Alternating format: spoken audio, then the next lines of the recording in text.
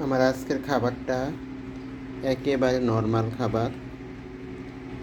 এখানে হচ্ছে পটল দিয়ে আলু দিয়ে আমি একটা ভাজি করেছি। আজকে আমার ঘরে কোনো বাজার ছিল না, সঙ্গে নিয়েছি একটা পেঁয়াজ, আর সঙ্গে আছে এই যে দুইটা পোড়া দিছি। তা আজকে আমার খাবারটা খুবই নর্মাল খাবার। তা আজকে আমার ঘরে বাজার ছিল না, তা আজকে আমার খাবার হলো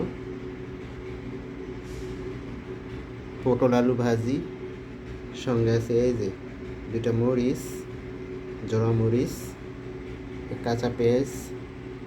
তো হলো আমার আজকের খাবার।